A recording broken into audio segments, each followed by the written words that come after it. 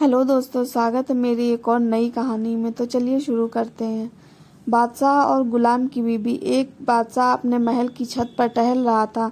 टहलते टहलते उसकी नज़र महल के नज़दीक घर की छत पर पड़ी, जिस पर एक बहुत खूबसूरत औरत कपड़े सुखा रही थी। बादशाह ने अपनी एक बांदी को बुलाकर पूछा, किसकी बीवी है यह?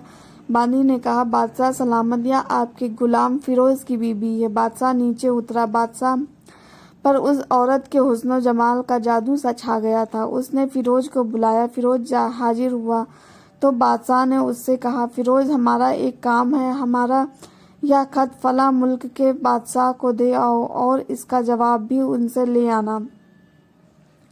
फिरोज उस खत को लेकर घर वापस आ गया। खत को अपने तकिए के नीचे रख दिया, सफ़र का सामान तैयार किया, रात घर में गुजारी और सुबह मंजिल ए मकसूद पर रवाना हो गया। वह इस बात से लाइल्म था कि बादशाह ने उसके साथ क्या चाल चली है। इधर जैसे ही फिरोज नज़र से ओझल हुआ, बादशाह चुपके से फिरोज के घर पहुंचा और आहिस्ता से फिरोज के घर का दरवाज़ा खटखटाया।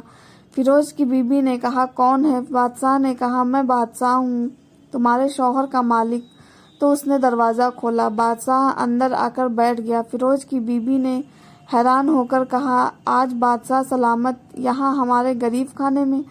बादशाह ने कहा, मैं यहाँ मेहमान बनकर आया हूँ। फिरोज की बीबी ने बादशाह का मतलब समझ कर कहा, मैं अल्लाह की पनाह चाहती हूँ, आपके इस तरह आने से मुझे कोई खैर नज़र नहीं आ रही। बादशाह ने गुस्से में कहा, ए औरत, क्या कह रही है तू? शायद तूने मुझे पहचाना नहीं। मैं बादशाह हूँ, तुम्हारे शौहर का मालिक। फिरोज की बीबी ने कहा, बादशाह सलामत, मैं जानती हूँ कि आप ही बादशाह हैं, यह भी जानती हूँ कि आप मेरे शौहर के मालिक हैं, लेकिन गुस्ताखी माफ़ हो। बुजुर्ग कह गए हैं कि शेर को अगरचे जितनी भी भूख लगी हो, वह मुर्दार जूठन तो नहीं खाना शुरू कर देता। उस औरत ने सच की हिम्मत से और कहा, बादशाह सलामत, आप उस कटोरे में पानी पीने आए हैं जिसमें आपके कुत्ते ने पानी पिया है। बादशाह उस औरत की बातों से बड़ा शर्मसार हुआ और उसको छोड़कर महल वापस चला गया, लेकिन जल्दी में अपनी चप्पलें वहीं भूल गया। यह सब तो बादशाह की तरफ से हुआ। इधर अब फिरोज को आधे रास्ते में याद आया कि जो खत बादशाह ने उसे दिया था वह तो घर पर तकिए के नीचे ही छूट गया है।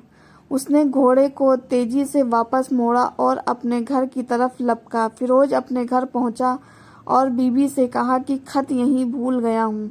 जब तकिए के नीचे से खत निकाल रहा था तो उसकी नज़र पलंग के नीचे पड़े बादशाह की चप्पलों पर पड़ी, जो वह जल्दी में भूल गया था। फिरोज का सर चकरा कर रह गया और वह समझ गया कि बादशाह ने उसे सफ़र पर सिर्फ इसलिए भेजा ताकि वह अपना मतलब पूरा कर ले। बीबी से या किसी से भी कुछ बताए बगैर फिरोज चुपचाप घर से निकला। खत लेकर वह चल पड़ा और खत वहां पहुंचाया जहां बादशाह ने कहा था। खत का जवाब भी लिया, बादशाह के पास वापस आया। बादशाह ने उसे इनाम के तौर पर 100 दिनार दिए, यानी सोने की मोहरें। फिरोज दिनार लेकर बाजार गया और औरतों के इस्तेमाल के कीमती कपड़े, कुछ तोहफे भी खरीद लिए। घर पहुंचकर बीबी को सलाम किया और कहा, चलो तुम्हारे मायके चलते हैं। बीबी ने पूछा, यह क्या है? उसने कहा, बादशाह ने इनाम दिया है और मैं चाहता हूं कि तुम ये नए लिबास पहनकर अपने घर वालों को भी दिखाओ। बीबी ने कहा, जैसा आप चाहें। बीबी तैयार हुई और अपने वालिदैन के घर अपने शौहर के साथ रवाना हुई। दामाद और बेटी उनके लाए गए तोहफों को देखकर वह लोग बहुत खुश हुए। फिरोज बीबी को छोड़कर वापस अपने घर आ गया। 1 महीना गुजरने के बावजूद न बीबी का हाल पूछा और न उसको वापस बुलाया। फिर कुछ दिन बाद उसकी बीबी के भाई फिरोज से मिलने आए और उनसे कहा, आप हमें हमारी बहन ने से अपने गुस्से और नाराज़गी की वजह बताएं जो आप उसे उसके मायके छोड़ आए हैं, वरना हम आपको काजी के सामने पेश करेंगे। फिरोज ने कहा, अगर तुम चाहो तो यह भी कर लो, लेकिन मेरे ज़िम्मे तुम्हारी बहन का कोई हक बाकी नहीं जो मैंने वदा न किया हो। آخرکار وہ لوگ اپنا معاملے کو قاضی کے پاس لے گئے۔ قاضی نے فیروز کو بھی بلایا۔ اس وقت قاضی بادشاہ کے پاس ہی بیٹھا ہوا تھا۔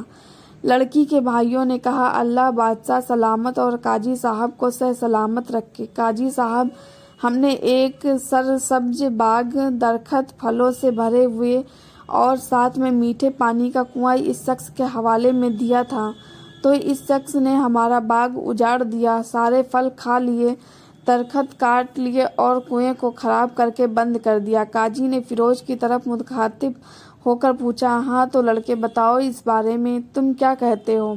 فیروز نے کہا، قاضی صاحب، جو باغ مجھے دیا گیا تھا وہ اس سے بہتر حالت میں نے واپس کیا۔